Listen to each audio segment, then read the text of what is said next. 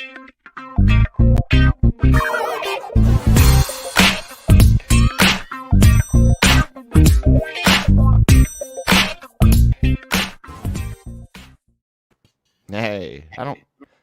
I totally forgot that I had a picture at the end of that thing. That's not the topic we're talking about. I was looking at it. I said, "Oh no, I know I have been hoodwinked." Weird. I thought I had uploaded the one that's new, just our intro song, but whatever. At least it wasn't controversial. Yeah, I know, right. Good morning, everybody. Welcome to LR Mornings today with Kyle and Manny. Yeah, it's Thursday, so we're live, and thank you guys for joining us. We got a couple of interesting things that could spark some fun conversations, some streaming wars stuff going on, and some Ninja Turtle stuff going on. And let's start with the streaming wars and Disney Plus reaching a massive milestone that took Netflix 4 years to do, and Disney's done it in one, and that's 100 million subscribers on their streaming service, and that's insane, Manny. What do you think about that? It's a great accomplishment, no doubt. But let's keep it real. Yes, it took Netflix 4 years to do it, but it was a different time back then when streaming wasn't as a necessity as it is now, and it isn't such a competition as it is now.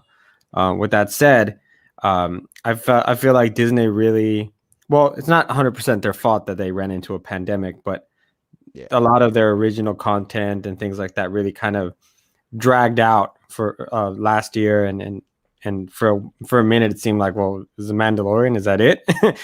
And so, but we've seen some great stuff from them, things that they're offering on their non-premium kind of plans, where like Falcon and the Winter Soldier is coming out next week. You have WandaVision, which was fantastic. Everybody's still talking about it. Flora and Ulysses, Soul, and a couple of other movies. So overall, good job. I mean, I think I tried 2 or 3 times last year to unsubscribe, only to find out that my daughter's using it almost daily. So Wow. For one thing or another, so I can't get rid of it. And now at this point, with them rolling out enough content for me to be satisfied, good. I gotta keep it, and it's good for them and good for us too, because if I'm getting the content I want, I don't mind paying for it. Yeah, definitely. I knew since they were going to have all the Marvel's stuff, and they were going to be able to, at the time they didn't have all of Star Wars because the Turner Broadcast and TNT deal, and like at the last minute they managed to snag everything up within the first few months and get the entire Skywalker saga up there. But basically I got it because the back catalog of stuff and that portability, using it while traveling, like you said, kid. So I actually I joined the free D23 and did that 3-year buy 2 get 1 free basically. Oh. So I'm paid up through the next 2 years, and I don't regret it. I don't think I will regret it. I'm kind of with you. At first, it was like Mando and that Jeff Goldblum show. Oh yeah, which that I was liked. a good one. Yeah, Good. And the Imagineering. I love documentary and behind the scene shit like that. The Imagineering thing was amazing. And where's the rest of the behind the scenes stuff on Mando season 2? maybe they don't want to show as much because it was filmed during pandemic time. I don't know, but I like stuff like that. How fast do you think Warner Brothers might be able to do the same? Because you are right that there's a market and that knowledge of how to do it now, how to use streaming services. They might be right behind. It might take them a little longer. I think one advantage they have this year is that they're putting all their premium content as far as films, feature films on there. And we have some heavy hitters coming up next week. Justice League, Kong versus Godzilla. We have Suicide Squad later, Mortal Kombat, Conjuring. I mean, these are big names with big followings. Yeah.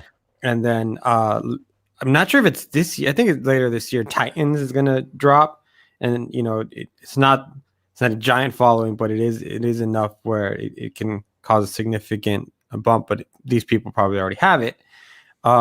So it's just gonna be interesting to see how people react to having the feature films there, especially now that states are slowly starting to reopen.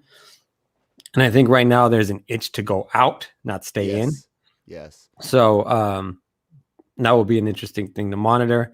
And then you also have Paramount Plus now, and things like that. I think HBO may kind of they're going to hit a ceiling soon because people going out more and then deciding they don't want to stay in as much anymore, and then but at the same time, people just saying, you know what? It's worth the $12.99 instead of going to the theater for this much money for one movie, because it makes sense too. I mean, but come on, Kong versus Godzilla, you want to see that on the big screen. Yeah, you want to see a Suicide Squad on the big screen also. So if given the opportunity, especially after being held against your will in your house, you're gonna try to run to the theaters as soon as possible. Yeah. I quite possibly will be seeing Kong's this month, right? And 31st, right? Or something like that. So technically, yes, still is. that one I might be in theaters for by myself because I love my wife, and for all the great things we both like. She doesn't like kaiju or mecha, and wow. I just like I tried NGE, I tried Escaflowne, hey, I tried Gundam, I tried Gundam Wing, which is more contemporary, hipper, I guess. Yeah, like nope. no, giant monsters and her and mechs don't mix. So not even Voltron? No. She liked she liked Legendary Defender, but that is very character focused. I mean, you spend episodes sometimes without seeing Voltron and might only see one or two lions if that, and it was cool. She liked some of that. So, but I love it, and but I know for certain all of us want to go see Black Widow. So I'm stoked about that. We do have some theaters in the area that closed. I think we had one of each of the big three: a Cinemark, an AMC, and a Regal. I think it is, and but we do have other of those within reasonable distance, 20 minutes. I've got like 5 theaters to choose from, and I plan on seeing those. I'm just you mentioned Paramount Plus, and that's an interesting one because 2 weeks ago they were CBS All Access, right? And they're out 2 years ish, I think, and to have a brand switch like that, and Paramount, yeah, they're a major studio, but like people know them. But when's the last time somebody thought about Paramount Studios itself, and property he's with it. You know what I'm saying? Yeah, because the only thing I really associate with them, actually, growing up, I really associated Paramount with Great America because I grew up going there. Yes, we had wild cards and we would ride Top Gun all the time. Yep, in the vortex. Yeah. And so that's really what I associated more than anything. And then afterwards, I associate it with Transformers, which which most of those aren't very good. No. Not Bumblebee's great, and I think the first two are pretty good, and then they just completely, Michael Bay'd it and just blow shit up. So see, I actually like the first one a lot, and then I thought story wise, 3 was really cool with the twist, and then the first one with Wahlberg was okay, better than some of the others. But anyways, go ahead. And then, but Paramount, I think my favorite thing from them, it has to will forever be Top Gun. Mm-hmm. That classic movie. I'm a Tom Cruise fan. I'm just gonna say that. So anytime, and it's funny because in every movie he's doing the exact same thing. He's running. I don't know why. He's always running a long distance. It's in his contract, I think, and then he's doing some sort of crazy, stupid stunt, which I appreciate. But at the same time, hey, take care of yourself because you're gonna delay my Mission Impossible if you get hurt. I think that already happened one time. But you gotta respect people like that, like Jackie Chan and others who are like, nope, doing it myself. Yeah, definitely. Until they can't. Yeah, a lot of pride. Speaking of streaming. I don't know if you caught this, but do you know what the highest streaming film in the last 12 months is? No. What is the highest streaming film in the last 12 months? Oh, according to some analytics that came out this week, it is actually Coming to America. Oh wow! It the first and that just hit. Yeah, for that first weekend. It has the highest streaming than any other film, including Wonder Woman 1984, including the Borat sequential film. It beat out the SpongeBob film on Paramount Plus, was actually super popular, and it doesn't say much to beating out Raya and Mulan because you had to pay an extra $30, and you could also watch it in theaters where possible. But yeah, it did extremely well. And Amazon Studios is very, very happy with it, and coincidentally, that's a film they took from Paramount. Interesting. I wasn't tracking that. Is that nostalgia? I think mixed with, what I call it was chicken soup for the soul, kind of, where you're gonna have a good time with Eddie Murphy. You know what kind of comedy to expect. And so it's kind of, I think that's more than anything what it was. It's like a comfort movie. Yeah. And because the first one was so beloved, that hilarious, that enough people, would want to watch it. And then who doesn't have Amazon? Because you do it for the free shipping, not necessarily for the video. Yeah. No joke. They're one of the top streaming services just simply because Prime comes with the streaming service, and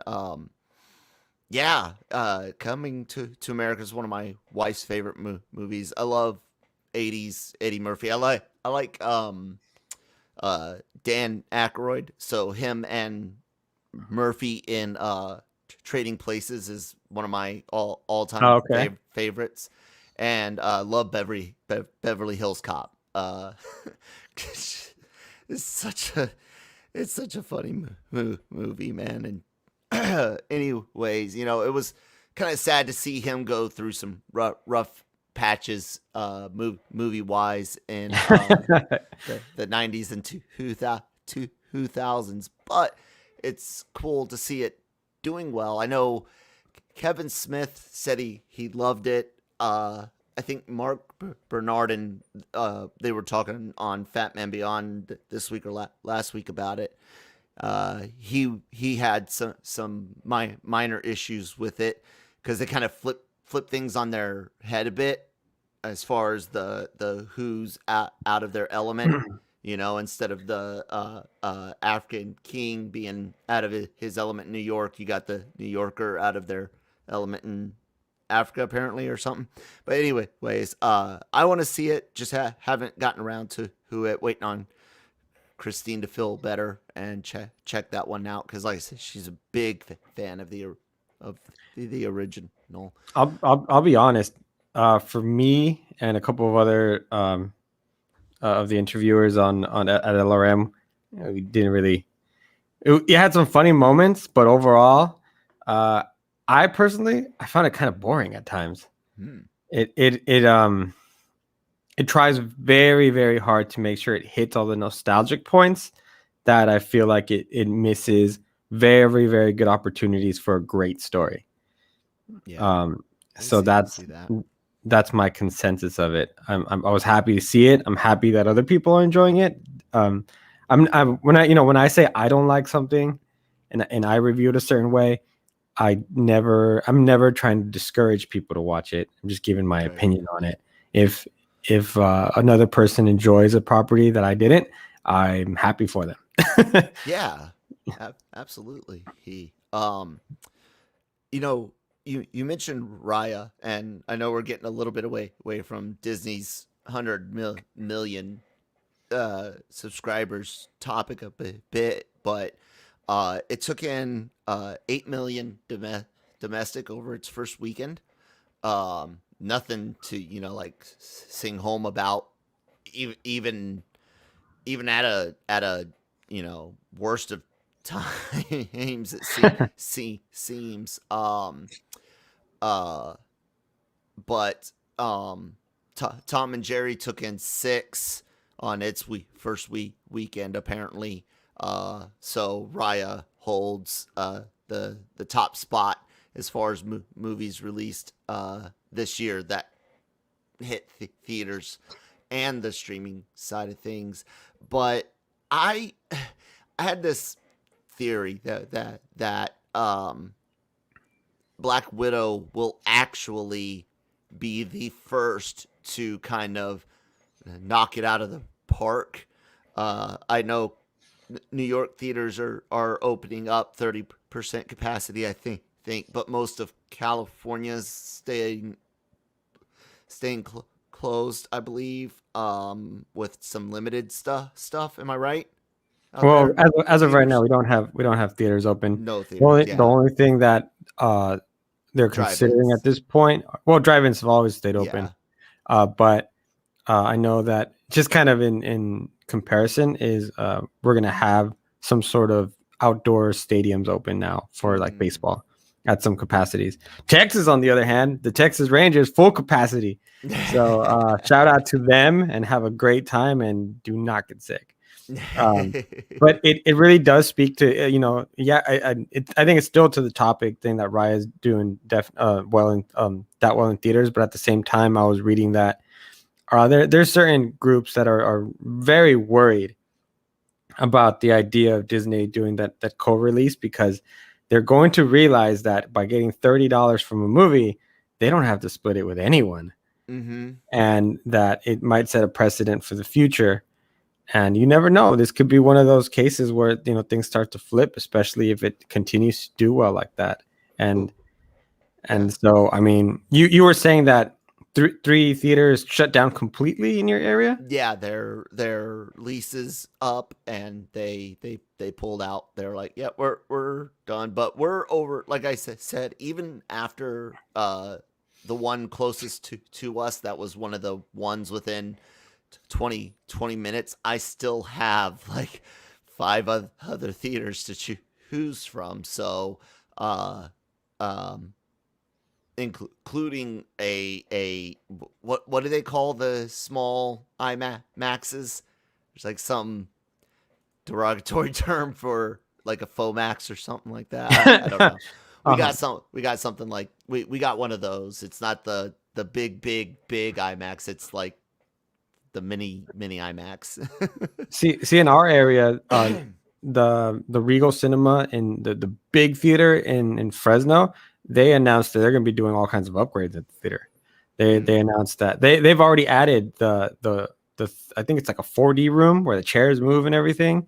Wow. They have a wraparound room, and then actually down the road about 10 minutes right off of 99, they're waiting to unveil a new theater. So it's a little different out here. Yeah, I had this idea that, like I said, Black Widow's going to be the first one to like knock it out of the park. I think things like Mortal Kombat, Kong, March is still, like you said, Cali not open yet. New York, it'll help those out some. I honestly think while WandaVision seems to have divided some Marvel fans, I think Falcon and Winter Soldier is probably more likely to be more universally enjoyed by the MCU. And I think regardless, everyone was looking forward to Scarlett Johansson's movie. I mean, anyone with a brain knows that it should have been in Captain Marvel's spot for certain. We should have seen a Black Widow movie before a Captain Marvel film. But I think that one has a good chance of having like a $60 to $80 million weekend in May. I do. And to your point about the Disney saying, oh, we don't have to split the profits with anybody, that leads us back to that court case not too long ago, where now studios can own theaters, basically. And it's something that they used to not allow them to do, even though you still had studios that had stock or, there was still a way to influence it. But now you legitimately you're going to get Disney theaters, and they don't have to share the profit with anybody. They can pay money to, Paramount and just, show a movie in their theaters. But you're dude, it's going to be that and hybrid stuff in the future. I think you're going to have the majority of the theaters will be experience theaters, like your Alamo Draft House and premium seating and all of that. And then you're going to have the hybrid thing at home, just because theaters were going down before the pandemic, except for your big Marvel and Star Wars films, Right. I mean, there's some people who they were coming up with some great ideas, though, of having like membership cards and things like that, where you can go and watch as many, like Regal cards. And I know AMC had its own program, because they tried Movie Pass, but there was no financial sense to that at all. And then everyone else kind of did their own thing where it made a little bit more sense. And that seemed to work well. And I think maybe they'll try to do that. And because really where the money is made, speaking with a movie theater owner in our area, is concession. The markup on those things is incredible. But if you think about what they have to do to acquire a film, it's sometimes ridiculous, especially with Disney. They require so many. It's not like, for those of you who don't know, it's not like a theater just orders a movie, it shows up, and you play it the way you want. No, actually, especially for like a Disney movie, for example, like let's say a Star Wars movie, it requires to be played every so often on so many screens, on your premium screens, for this amount of time, and they're going to take X amount of profits, and that's it. And if you don't agree to all the terms, you can't show the movie. And are you not going to show Star Wars? Absolutely not. Yeah. So so it's a difficult business to be in. I hats off to the people who put up with that kind of nonsense. I know that for smaller films, they can either they have the option pay this much ahead of time for the film at one-time price, or pay a percentage at the end of the run. And depending on your area, for example, in our area, there's a high rate of Hispanics. So La Llorona, for example, did really, really well here. And so, you bank on that, and you just pay the head premium price, and you're make a lot more money than waiting at the end, because there's going to be some areas where there's not maybe as many Hispanics or understand the lore that aren't really going to be interested in it. So, yeah. But popcorn, hot dogs, pizza, you can mark that up all day, because everyone's always going to get concessions. I know that my daughter and I, when we go to the theater, it's always 2 sodas, large popcorn, and 2 candies, and it's just what we do. Yeah, it's not even about necessarily finishing it. It's almost part of the ritual, if you will. Yeah, I get that. I love the theaters. I still like just traditional stadiums seating. Like, I don't need the premium theater. I love being in the room, going on the visual journey. It's awesome. And the premium experiences are really cool. I mean, I don't like the one where you're sitting at dinner tables and they serve you like full meals. That's too much. But getting a box with a a bacon cheeseburger, some fries, and a soda, and to go sit down, that's cool. Alcoholic beverages in movie theaters before the head injury made it to where I'm an incredibly cheap date now. I definitely liked that. Have a couple of drinks at the theaters. The only bad thing about it going premium for the most part is that will limit that experience and limit access to theater releases to your middle class and up. And I'm talking like middle class, not even lower middle class will be like, yeah, we can see 1, maybe 2 of these movies in a year. And when Marvel's looking at pumping 4 movies out a year, that's kind of a sad thought, isn't it? Mm-hmm. But then again, like I said, we see a dramatic drop in theater attendance and movies that actually get shown at theaters.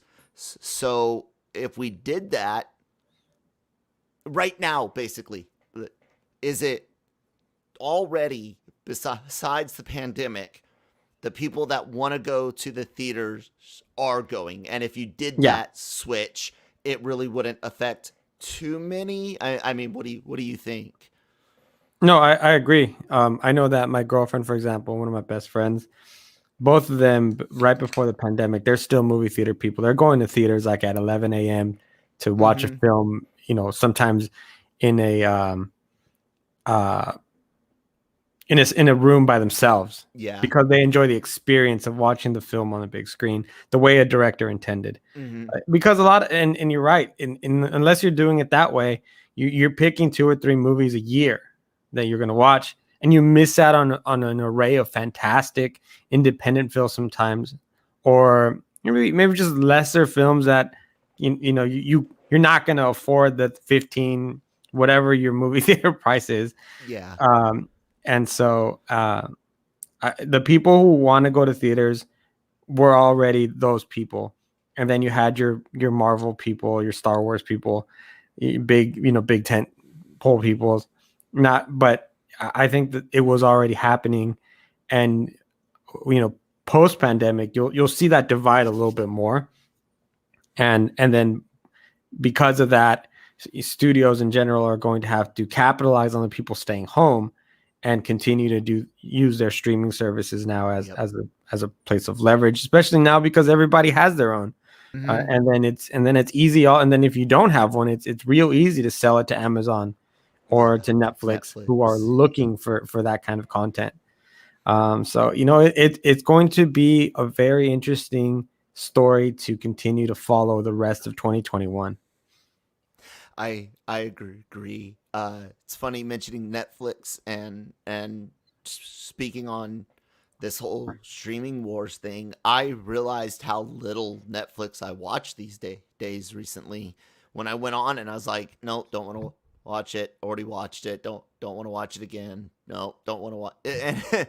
And I spend more time on Hulu and HBO and Disney. And Netflix is like that thing where I almost got rid of it because it was like, I really don't, but I was scared to get rid of it for some reason because I've had it for so long. It's like, I know not to expect Stranger Things until end of this year or early next year at best, but I can always get it back. But it's one of those things that I think people just keep it.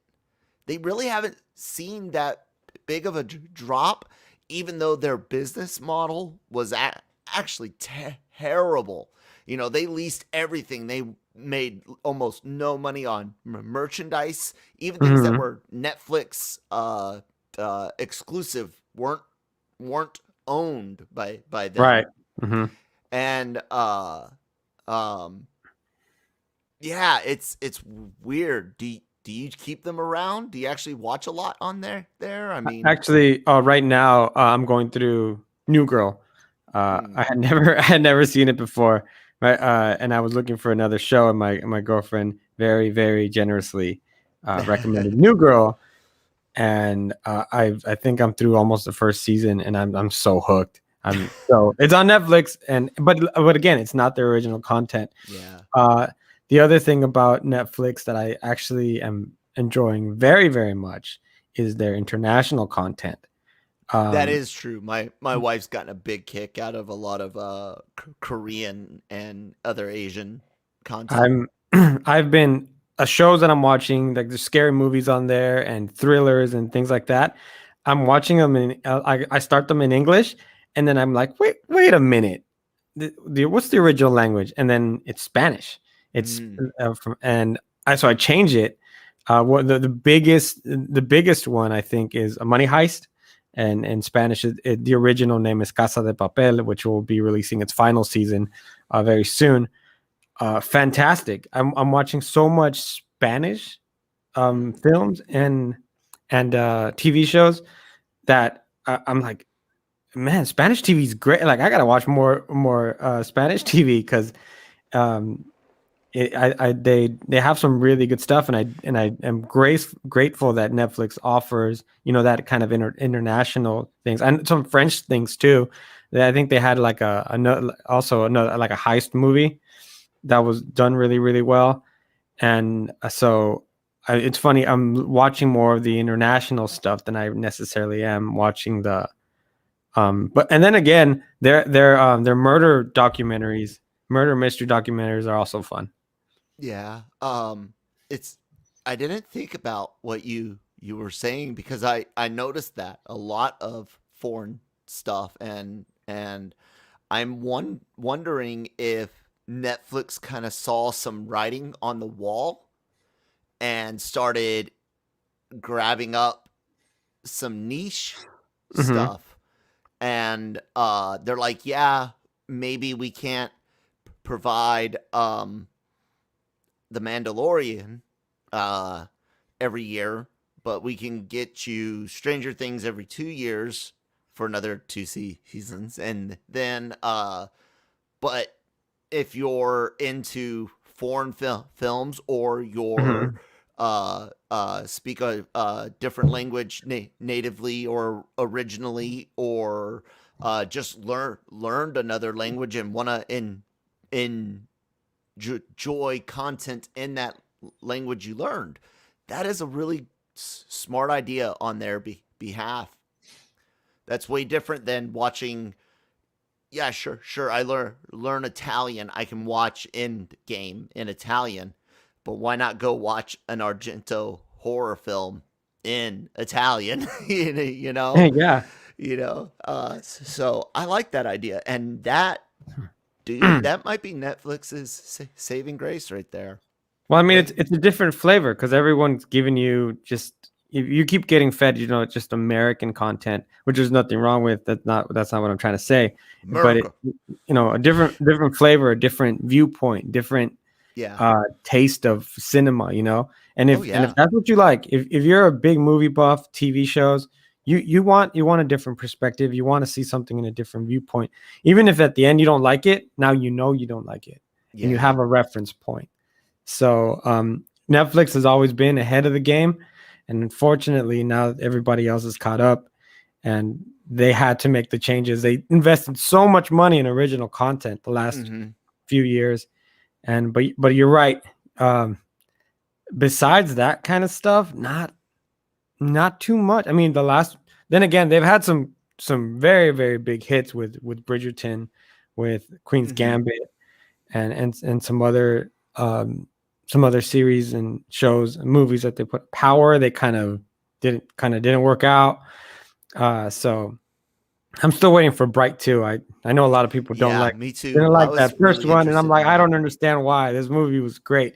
Is it like an Oscar-winning movie? No, but it's modern day Dungeons and Dragons. Everybody just enjoy it for what it is. Not just that, but it was a return to form for Will Smith. And I've been a Will Smith.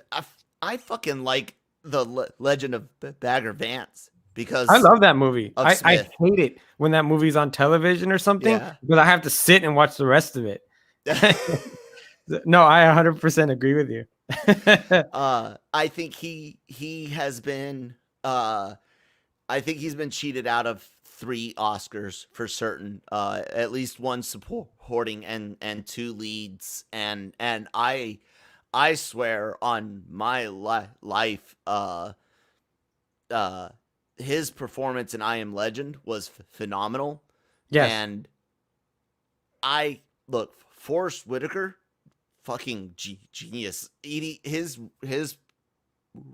play as Idi Amin in The Last King of Scotland, which went up against Pursuit of Happiness for the Oscar that year. That's a tough choice, but dude, Smith, he's been killing it for a while. And Pursuit of Happiness, I wasn't a dad when I saw it, but I was a son.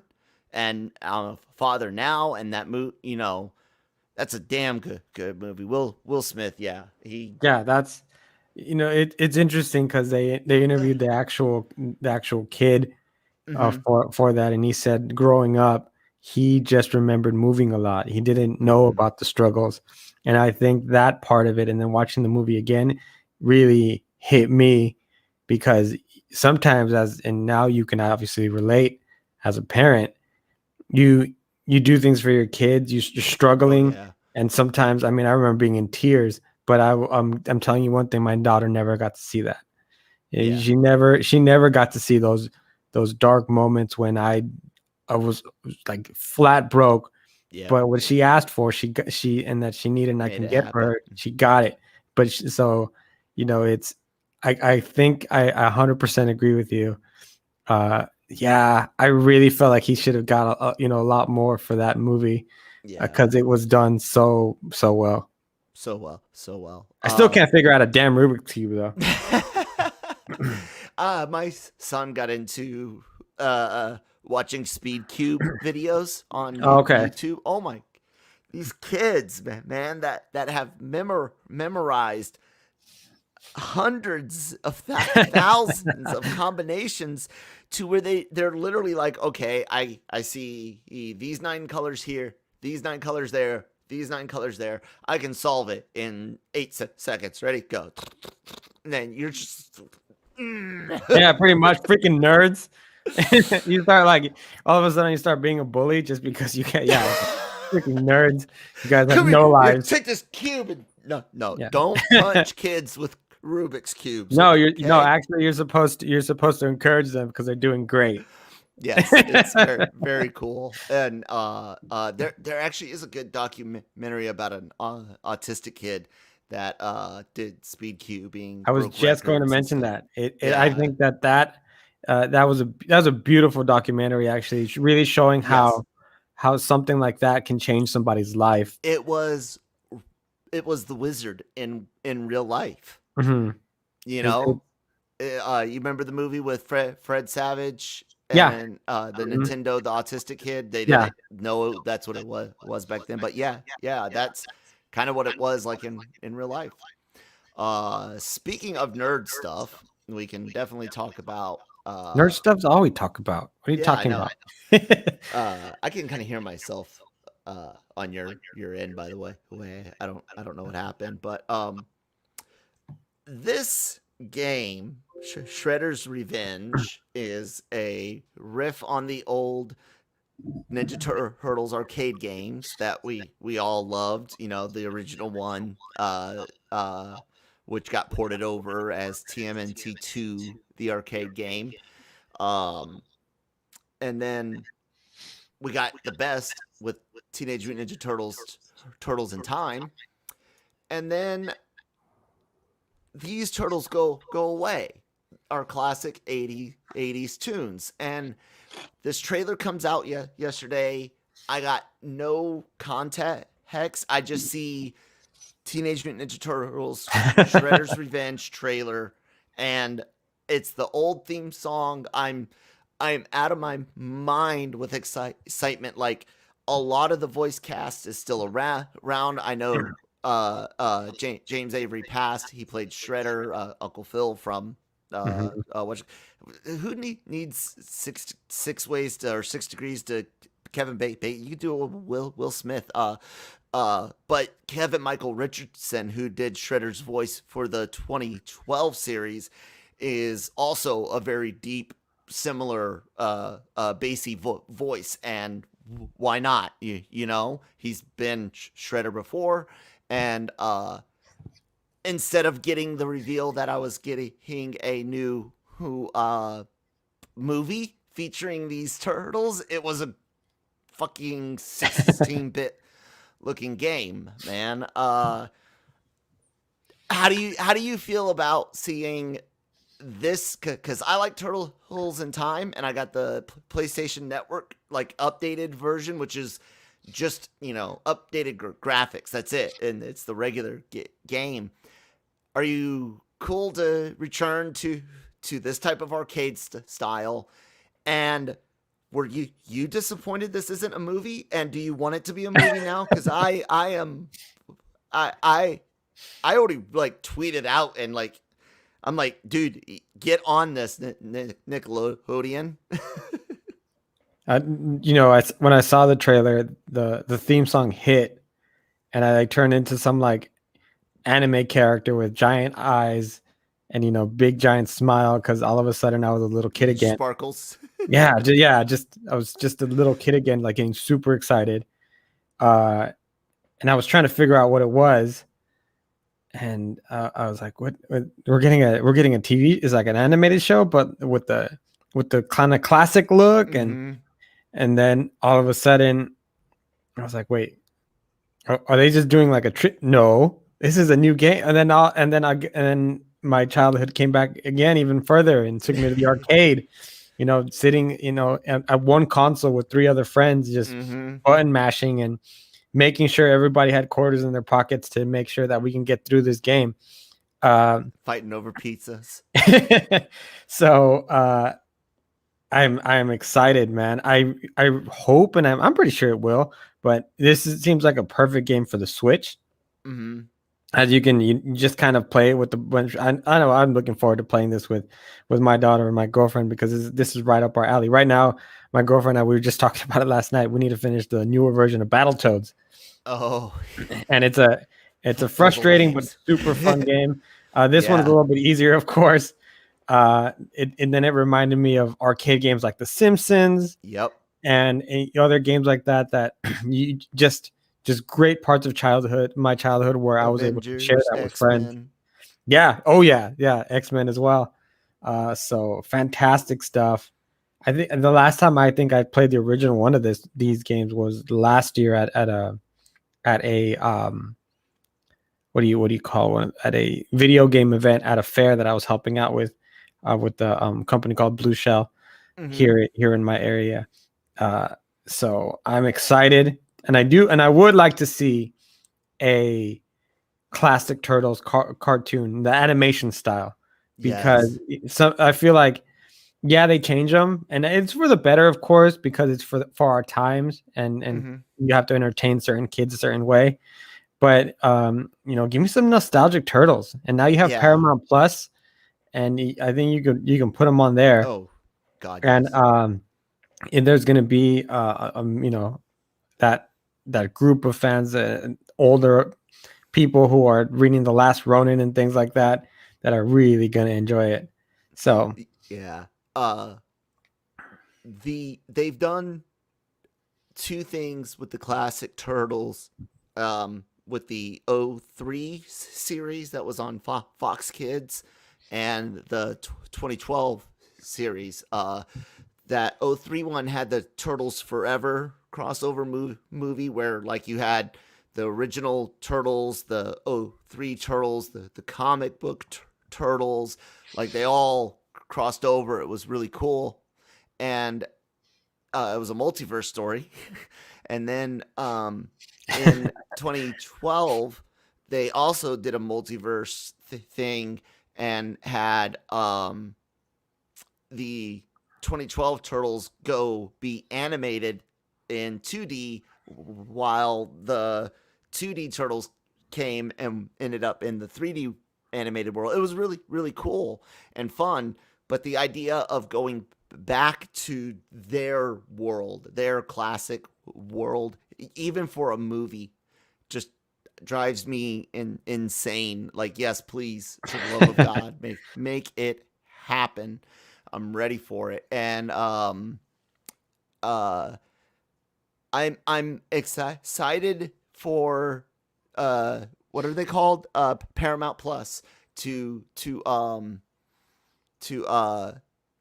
have the ability to pump out some Turtles things, because, like you said, there's, you can see my poster above. I got my Turtles tattoo, and I want something that tickles the kid, but also tickles the adult brain. And I'm looking forward to them releasing an animated. I don't know if Powerhouse is exclusive to Netflix, but for the love of God, could you imagine the guys that did Castlevania doing a Ninja Turtles cartoon? So that's what you want. You want kill me then. I could die happy. It doesn't have to be as adult as Castlevania, because I still want my son to be able to watch it. But take the current comic run style, City Fall. I mean, hell, Nickelodeon's not that afraid of the violence. They killed Splinter in the 2012 series. He was dead for a season, and only through some time travel shit dealing with the Fugitoid sorry, spoilers, but that's dark, right? They legit, we had no idea he was going to come back like that. Like, we didn't.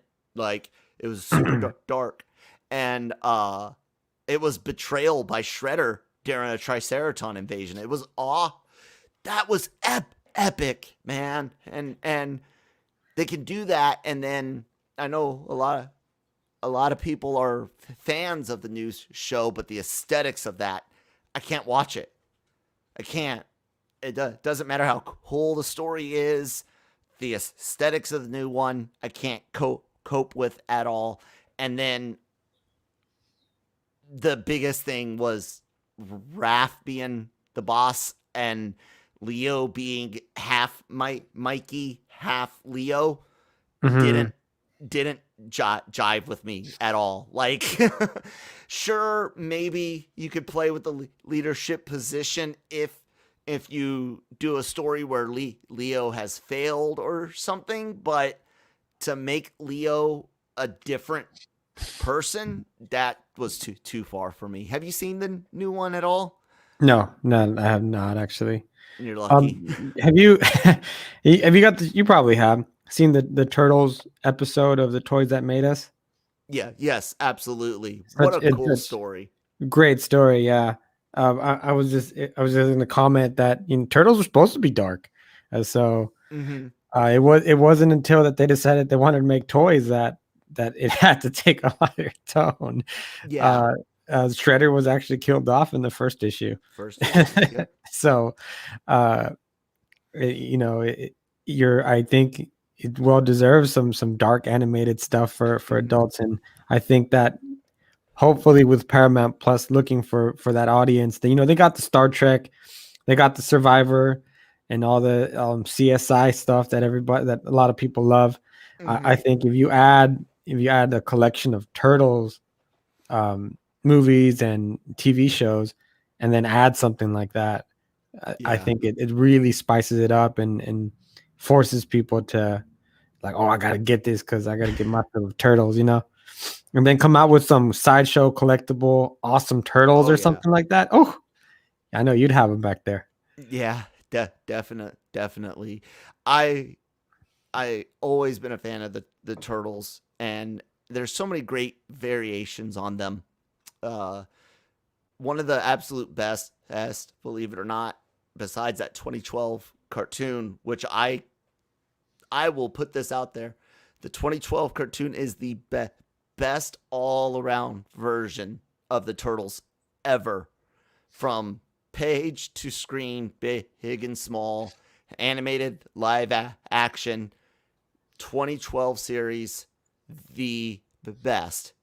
Really, really close second, being comics, but right after that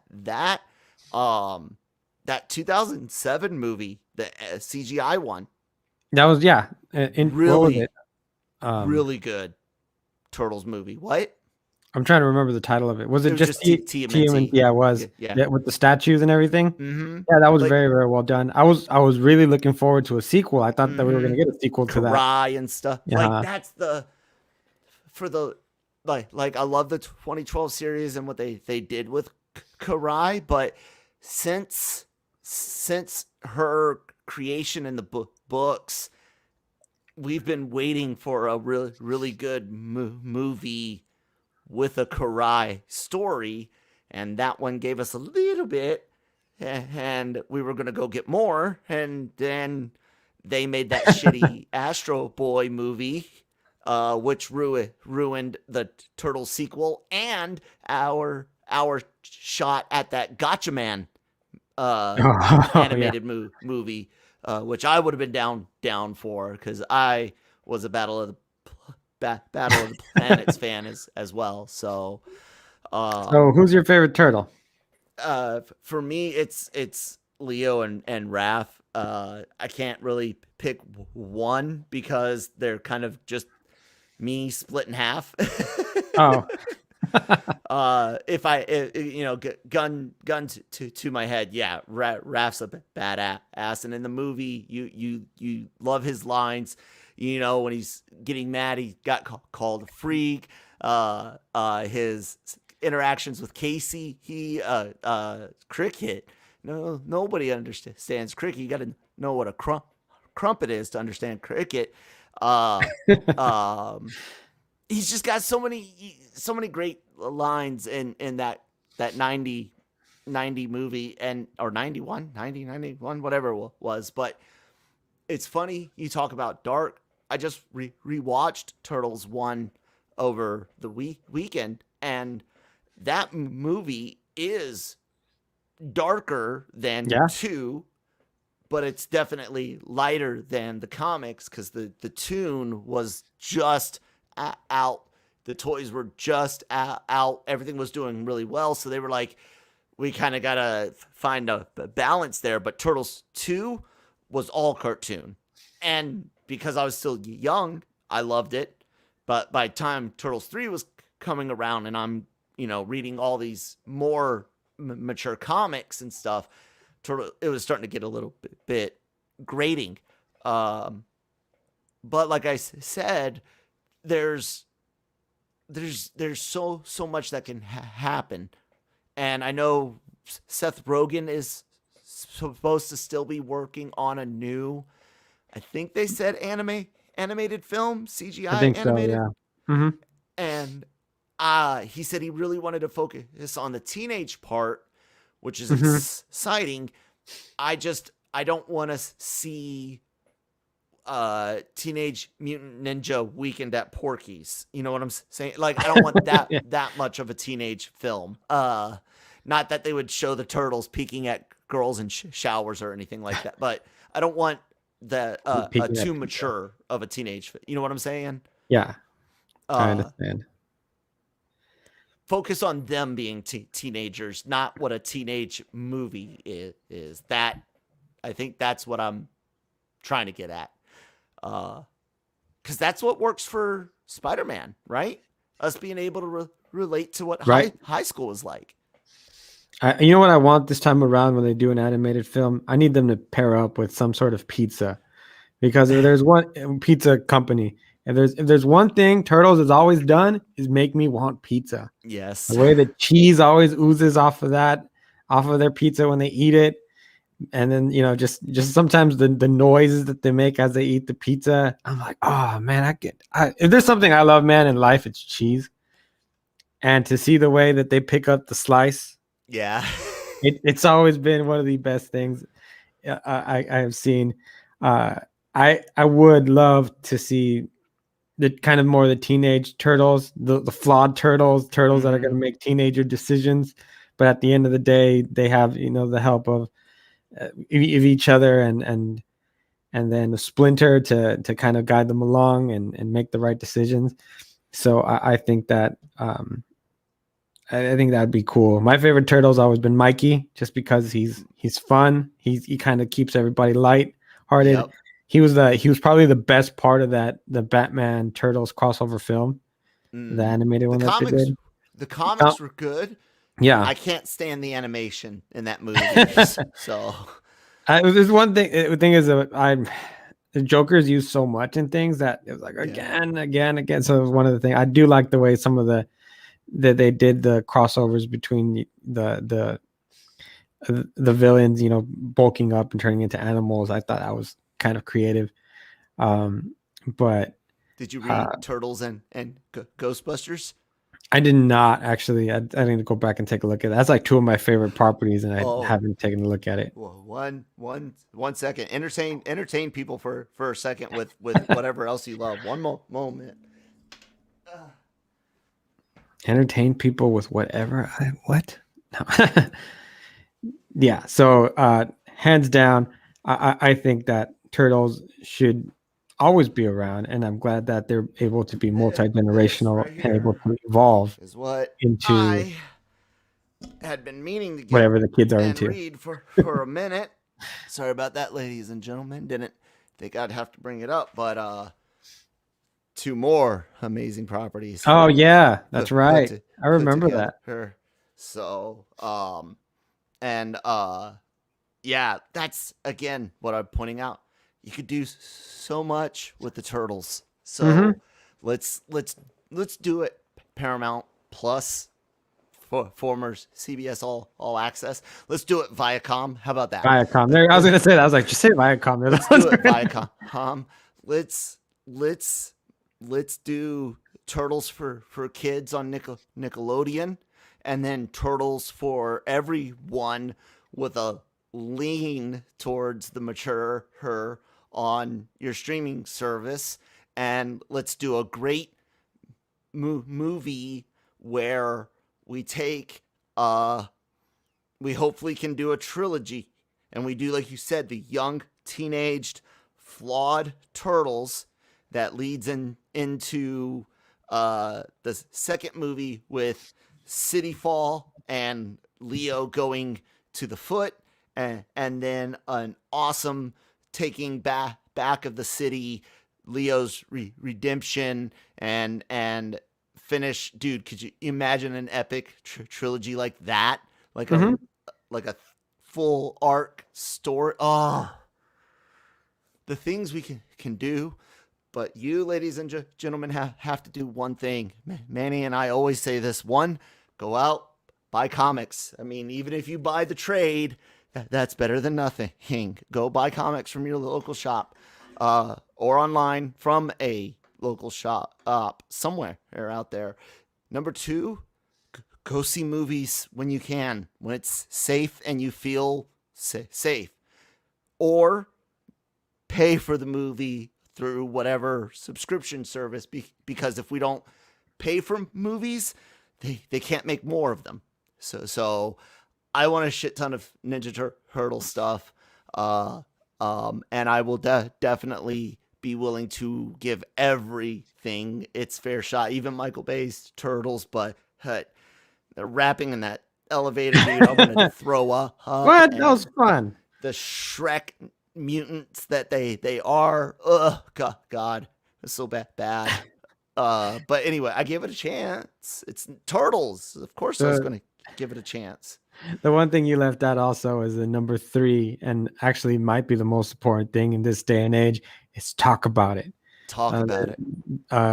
Social media, Twitter, Facebook, TikTok, whatever you use, LinkedIn, that could work too. No, hashtag it. Yeah. Share it. Talk about it. Share it. Say how much you want it. There's a film coming out next week that is coming out just on the power of people wanting it. Exactly. It should have never happened. But, nope. Here we are. And I'm not saying it in a derogatory way.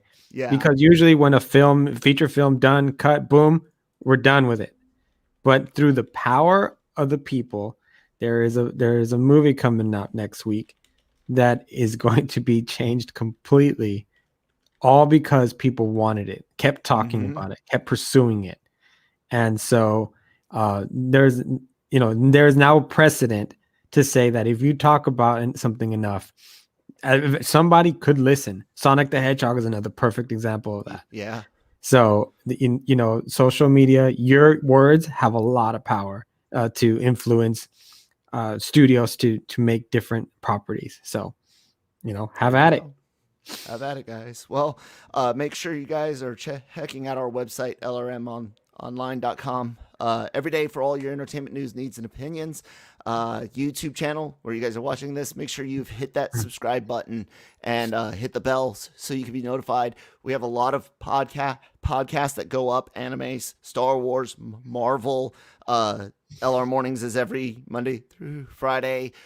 Breaking Geek Radio, the podcast on Fridays. And our podcast channel also has all those as well. But this YouTube channel has a shit ton of wonderful celebrity interviews with writers, directors, actors, actresses, all from guys like Manny and Gig and Nancy. And congratulations. I'm not going to throw too much business out there, but Nancy had a big event recently, and I want to say congratulations to her on that. Absolutely. So with that, Manny, plug yourself shamelessly for the masses. Well, as you can see, you can find me on Twitter at LRM_Emmanuel. And then you can also find me on Instagram at riddlemethis_510. Got interviews coming up throughout the week. Every week. Actually, we try to post at least once a day. I am shamelessly and proudly going to say that LRM Online may be one of the sites that posts some of the most interviews from a variety of different genres of film, television shows, books, comic books. Jace also does a fantastic job with interviews. We're going to have a interview coming up with the heads at Bad Idea, which have caused quite a stir in the comic book community. You got to listen into that. It is fantastic.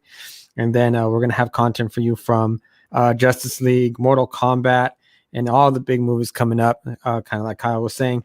So very proud of that. Make sure you tune in, you follow, and you check it out, because it'll we're all just fans just like you. Absolutely. You guys can find me. I don't know. I just realized my name's all messed up on there with that capital E at the end, but whatever. You guys can find me at that Kyle Malone on Twitter, at that one Kyle Malone on Instagram. That's the number one. Thank you guys so much for joining us on this live episode, and we look forward to doing this again next week, and we will talk to you tomorrow.